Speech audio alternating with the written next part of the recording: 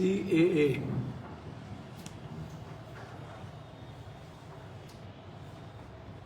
देश के प्रधानमंत्री से मेरा 5 सवाल। 10 साल प्रधानमंत्री काल के बाद आचार संहिता अब लगे।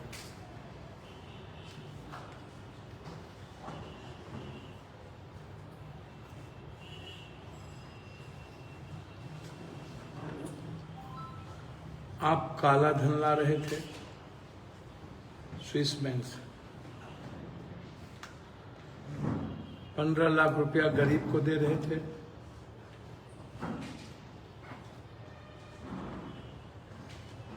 नोटबंदी करके आप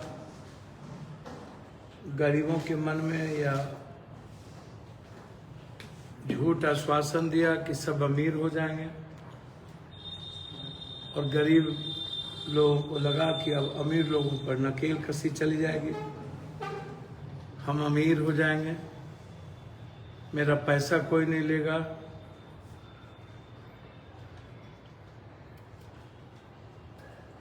कितने जानें चली गई नोटबंदी में, व्यवसायी मर गए, किसान मर गए, महिलाएं बर्बाद हो गई। काला धन जस का तस रह गया, बैंक में पैसे गायब हो गए, बैंक के पैसे जमा नहीं हो पाए, सरप्लस नोट छापना पड़ा।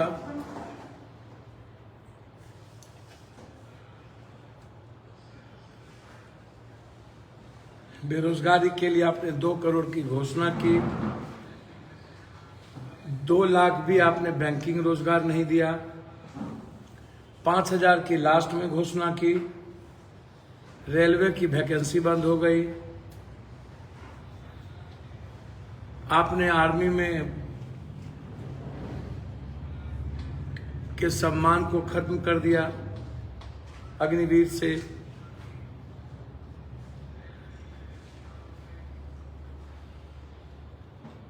आपने कहा कि ना खाएंगे ना खाने देंगे।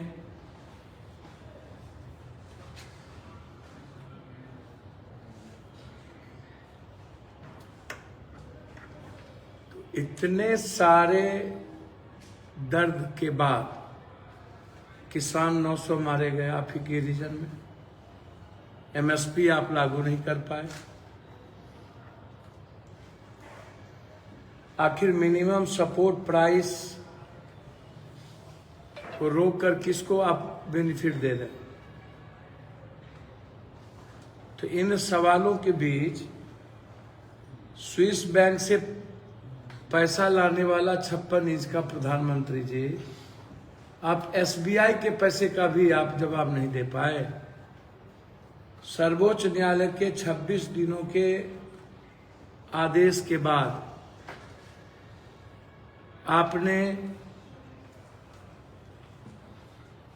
रोक दिया SBI को जवाब देने से, क्योंकि देश का सबसे बड़ा घोटाला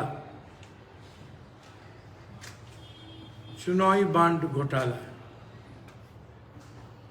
इससे बड़ा घोटाला अभी तक शायद नहीं होगा। पैसे के लेने में आपने किसको किसको बेनिफिट दिया ये दिख जाएगा। तो आजाद हिंदुस्तान के बाद 70 साल के अंदर आज तक की ये सबसे बड़ी घटना है कि सर्वोच्च न्यायालय के आदेश के बावजूद भी ऑर्डर कंप्लाई नहीं हुआ। आप जो सारे बाबा मिलकर के रामदेव से लेके स्विस बैंक का पैसा पता कर रहे थे, अब तो आपको भारत के SBI के बैंक का पता नहीं है कि चुनावी बांड में कौन दिया, किसको दिया। तो कहां चली गई आपकी 56 इंच की? एक दूसरा सवाल, आपने रातों रात ईडी के डायरेक्टर को बदला, रिजर्व बैंक के गवर्नर को बदला, सीबीआई के डायरेक्टर को बदला, चुनाव आयोग पे मनमानी की, और अब चुनाव के समय लोकतंत्र में जब चुनाव आयोग ने आपकी बात नहीं मानी तो आपने चुनाव आयोग से जबरदस्ती इस्तीफा दिलवाया, जबकि 16-17 को 14-13 को आचार संहिता लगना था, अब वो 16-17। तो क्या अब चुनाव जीतने की आपकी मंशा सिर्फ चुनाव आयोग से बच गई कि नई प्रक्रिया के तहत हम चुनाव प्रभावित करें? तीसरा सवाल,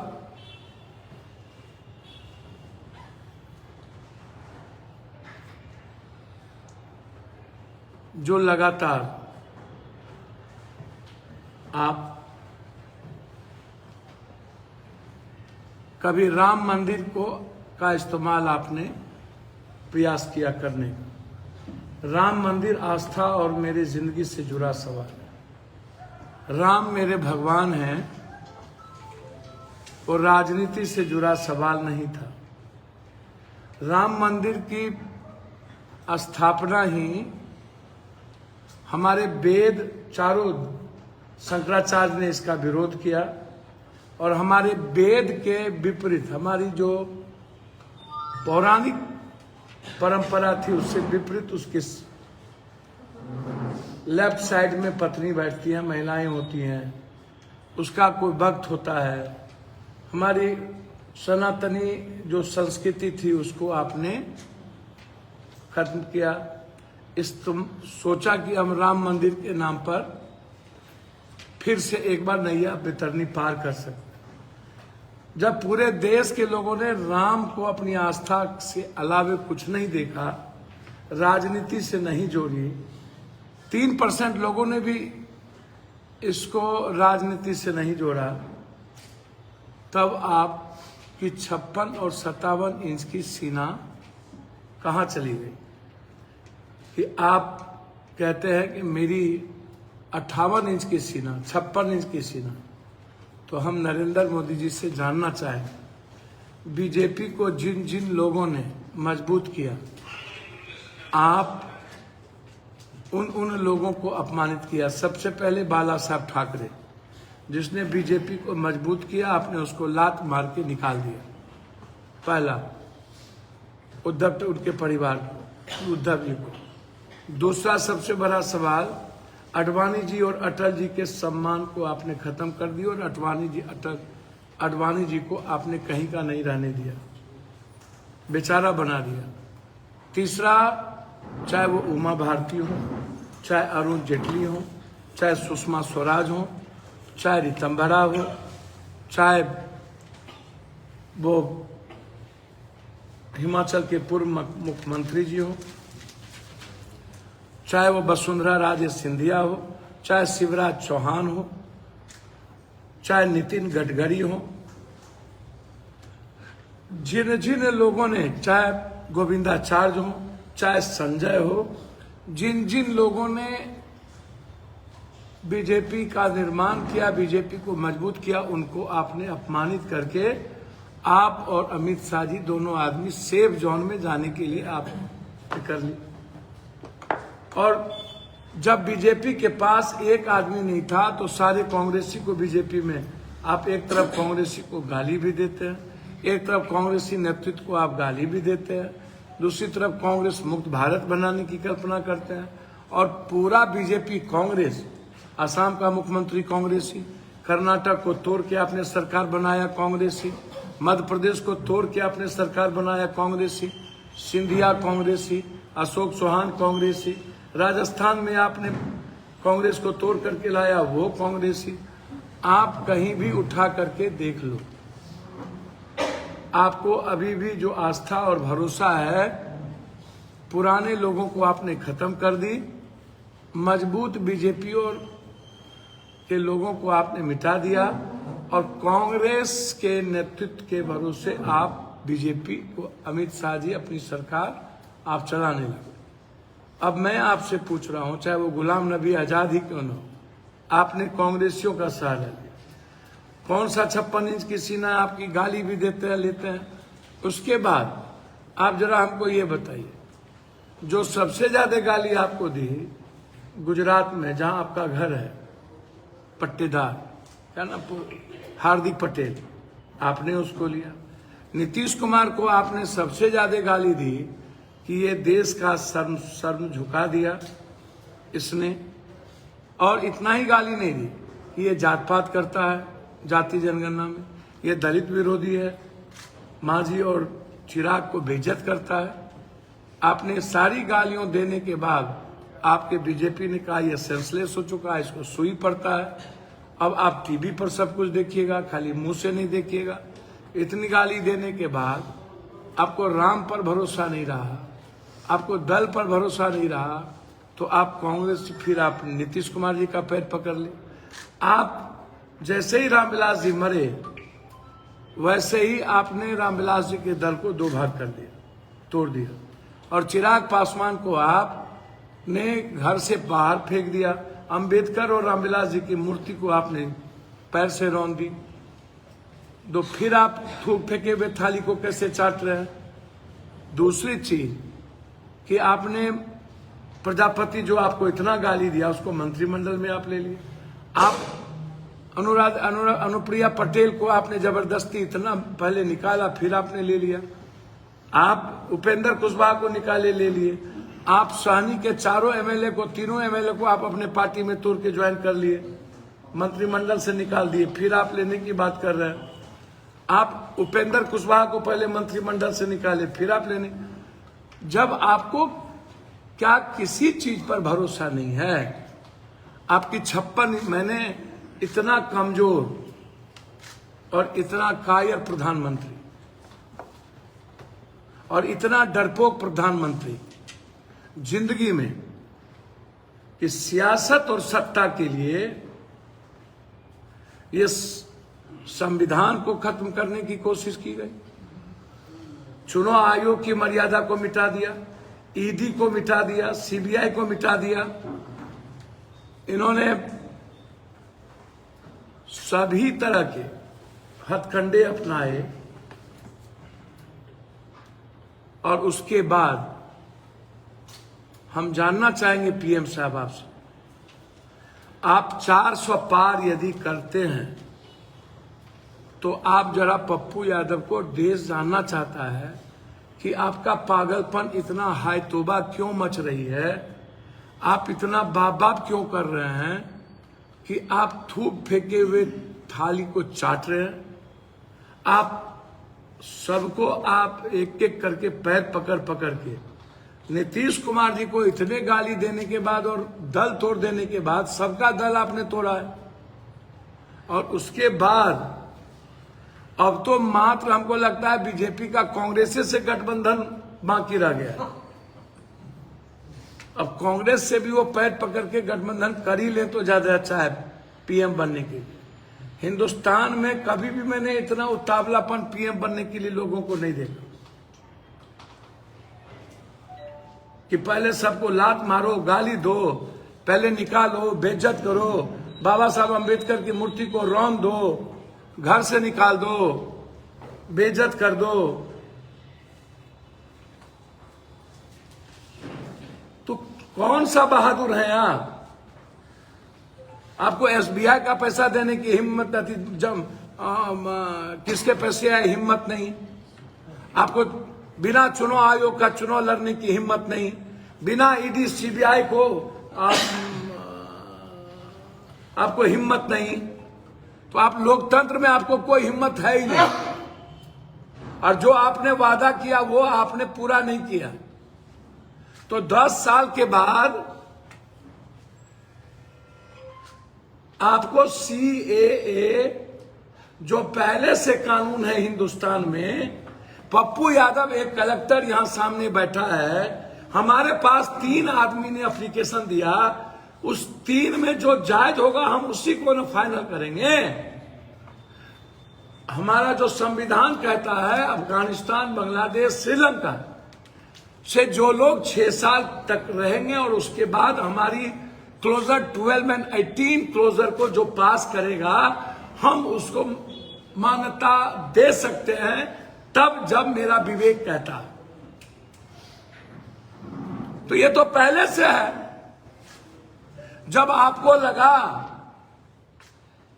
कि राम मंदिर फेल, जब आपको लगा उसमें दंगा नहीं हुआ, जब आपको लगा नीतीश फेल, चिराग फेल, आपको लगा ये गठबंधन फेल, आपको लगा बीजू पटनायक से फेल, तब आपने फिर चौथा काम क्या किया?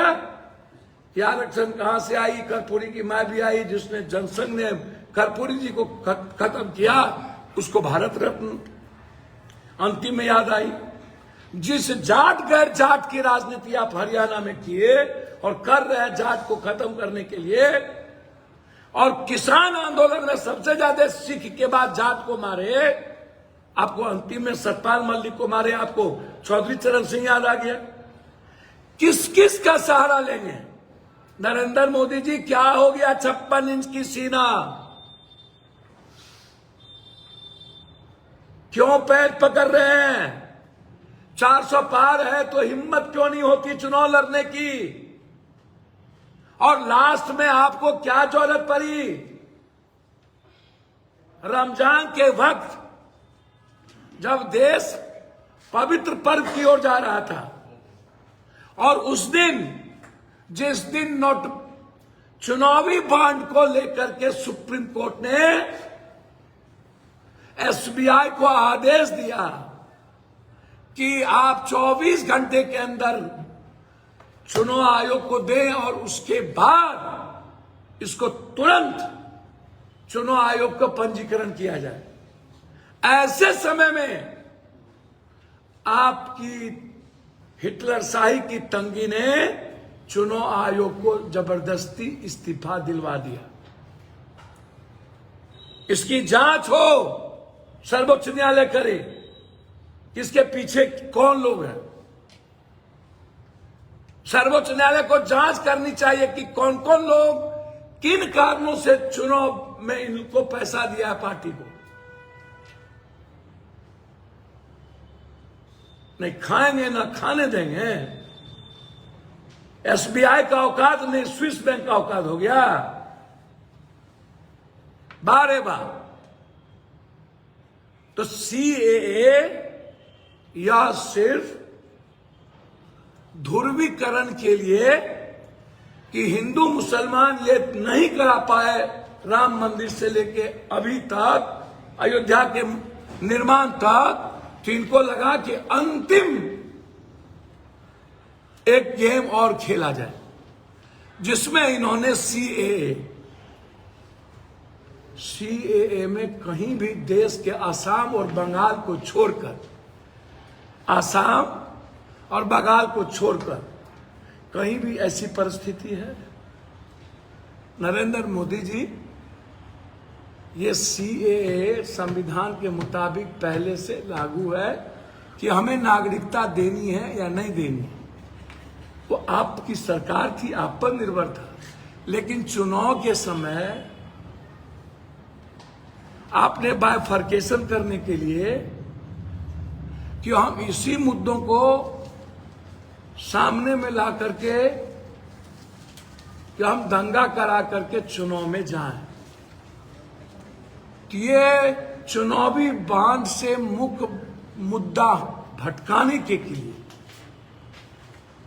कि इतना बड़ा घोटाला दुनिया में नहीं हुआ, इस घोटाले से भटकाने के लिए आपने उसी दिन, जिस दिन सर्वोच्च न्यायालय ने यह निर्णय दिया, उसी दिन आनन फानन में आपने सीएए देश की जनता के आंख में धूल झोंकने के लिए, आपने दिग्भ्रमित करने के लिए आपने एक अंतिम सुगुफा छोड़ा,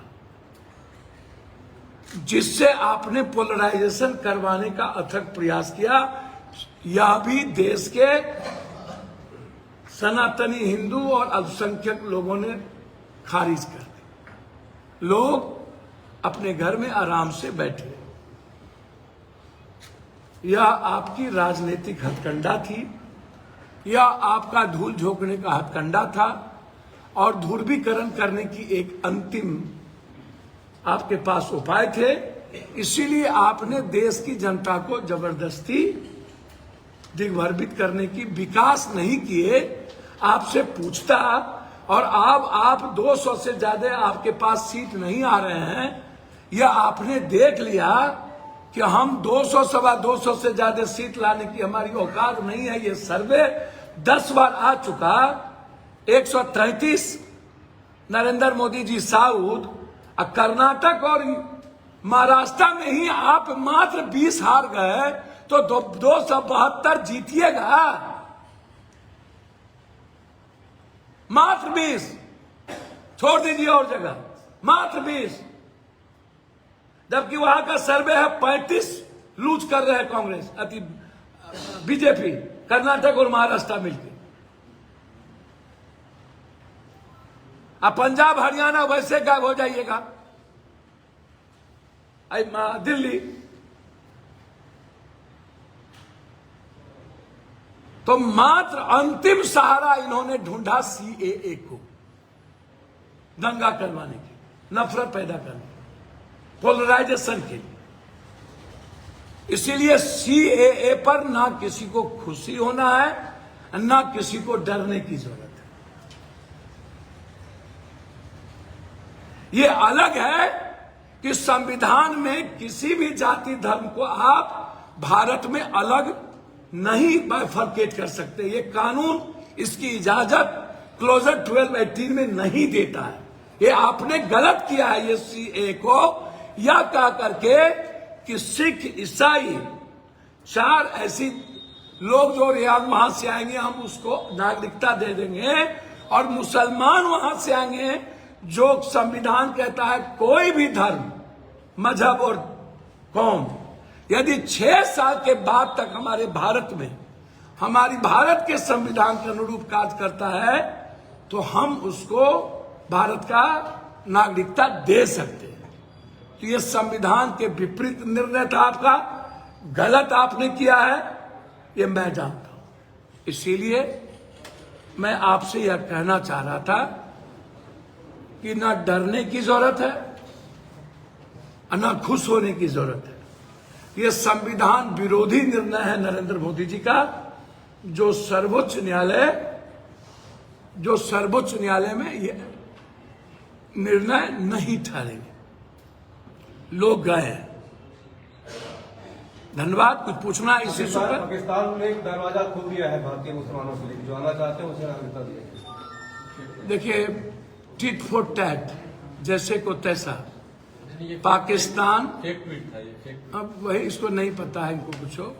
पाकिस्तान को औकात नहीं है आजाद हिंदुस्तान के पहले, जिस वक्त जिन्ना कहे थे हम हिंदुस्तान के मुसलमानों आओ, तो हिंदुस्तान के मुसलमानों ने पाकिस्तान को जवाब दिया था, और अब्दुल हमीद ने हिंदुस्तान का सिपाही बनना कबूल किया था, जनरल पाक बनना कबूल नहीं किया था। इसीलिए आप चिंता ना करें, हिंदुस्तान के मुसलमानों ने और हिंदुस्तान के अल्पसंख्यकों ने एक बार नहीं 1000 बार दुनिया में परीक्षा दे चुका है, इस पर कोई गुंजाइश नहीं है। कलकत्ता ने भी दे दिया, बहुत लोगों ने दे दिया, और वो गलत है। सीट शेयरिंग को, महागठबंधन के सीट शेयरिंग में क्या सामने आ रहा है? इसी सवाल में एक सर ऐड कर देते हैं, महागठबंधन में आपकी दावेदारी के लिए चर्चाएं काफी हो रही है, क्या ये बात सही है? और अगर ऐसा महागठबंधन से ऑफर आता है तो आप स्वीकार करेंगे? सर एक इसमें एडिशनल है, इसमें यह भी कह रहा है कि महागठबंधन का समीकरण आप स्वीकार रहे हैं। देखिए, मुझे समझ में नहीं आता है, महागठबंधन यहाँ जीती कब थी? महागठबंधन का मतलब यहाँ पर कांग्रेस ही ना, कांग्रेस ही ना यहाँ चुनाव लड़ी थी, और महागठबंधन का मतलब पप्पू यादव। अब पप्पू यादव ही ना, हम तो, मेरी माँ यहाँ कुछ ही वोट से ना हारी थी जब निर्दलीय कांग्रेस के समर्थन से लड़ी थी। पप्पू सिंह जी लड़े थे बीजेपी से, हम 9000 से, हमको तो कभी पूर्णिया ने हराया नहीं, हम लिफाफा छाप के चलते आ रहे। अब माँ हार गई, हम जेल में थे और कोई यहाँ नहीं था, हमारे नेताओं के बदौलत वो चुनाव लड़ा गया था, कोढ़ा पहली बार आया, तो माँ हार गई 1,85,000 लाने के बाद माँ हम 32,000-33,000 से आगे। पप्पू जी 2,23,000 या 24,000 वोट लाए थे, तो कितना वोट लाए भाई। और अब महागठबंधन को न तय करना है, हम तो महागठबंधन के साथ हैं ही। अब महागठबंधन की कांग्रेस की विचारधारा पर पूर्णतः है और कांग्रेस के साथ, कांग्रेस देश बचाने के लिए हम हमेशा कांग्रेस के साथ खड़े रहे, संविधान बचाने के लिए कांग्रेस के साथ खड़े रहेंगे। कांग्रेस की आइडियोलॉजी और कांग्रेस का नेतृत्व हमेशा मैं देश के 140 करोड़ 130 करोड़ लोगों की आवाज मानता हूं और बाबा साहब अंबेडकर की संविधान की मूल ताकत मानता हूं और भारतीय परंपराओं की, संस्कृति की एक ताकत मानता हूं। इसीलिए पप्पू यादव की जो आइडियोलॉजी है, आइडेंटिटी है, वह वसुधैव कुटुंबकम और सर्वधर्म समभाव का है। इसीलिए हमारी भावना हमेशा कांग्रेस के साथ खड़ी रही। हम महागठबंधन बड़ी पार्टी लालू यादव हो या तेजस्वी जी हो या कोई भी हो, माले हो, यदि पप्पू यादव जैसे छोटे पार्टी को यदि वो महागठबंधन में स्वीकार करेंगे तो मुझे खुशी होगी, अच्छा लगेगा और सीमांचल और कोसी की ताकत बढ़ेगी। सर, अगर महागठबंधन से आपका हो जाता है समझौता, अगर महागठबंधन से आपका गठबंधन हो जाता है तो ऐसे में जन अधिकार पार्टी कितनी सीटों की मांग करेगी? सवाल ही नहीं उठता है। अभी सिर्फ पप्पू यादव, कोई बार्गेनिंग नहीं, कोई कुछ नहीं, कोई सीट नहीं। यानी एक सीट पे आप हम चाहेंगे कि हमारी जो भी भूमिका होगी गिलहरी की तरह हम पूरी ताकत के साथ सीमांचल कोसी में प्रयास करेंगे। हमारी जो हैसियत है, मिथिलांचल में बीजेपी गठबंधन चुनाव नहीं जीते, जिताना जनता की है, लेकिन जनता इस देश में मन बना ली है कि हमको जीना है, गरीबी खत्म करना है, विकास चाहिए। नरेंद्र मोदी जी चुनाव के समय 1,000 करोड़ 2,000 करोड़ की बात करते हैं। मेरे पास पोथी है उनका, सब रखा हुआ। अब मुझे लगता है कि मैं कल बोलूंगा इस पर। आज इस पर मैं आज नरेंद्र मोदी जी का एक एक डॉक्यूमेंट, एक एक चीज, एक एक कागज मैं ऊपर किया हुआ और जो मेरा स्पीच है इसमें सब पर। कल मैं प्रेस कॉन्फ्रेंस करूंगा कि कोसी सीमांचल के लिए मैंने क्या क्या कब मांगा और कोसी सीमांचल को हमको मिला कि नहीं मिला। और गडकरी ने आके मधेपुरा में अपने बयान में ओपन सभा में कही थी, इस इलाके की तरक्की में पप्पू यादव की भूमिका क्या है, और उन्होंने एक एक बात रिफाइन किया था। इसीलिए आज हम यहीं तक रुकते हैं, कल हम आपको कोसी सीमांचल के मुद्दों पर। सर, आप कल नरेंद्र मोदी या जिसका भी करेंगे, लेकिन एक संभावना, आप लोग बिहार JLK चैनल को लाइक करें, सब्सक्राइब करें और कमेंट करें।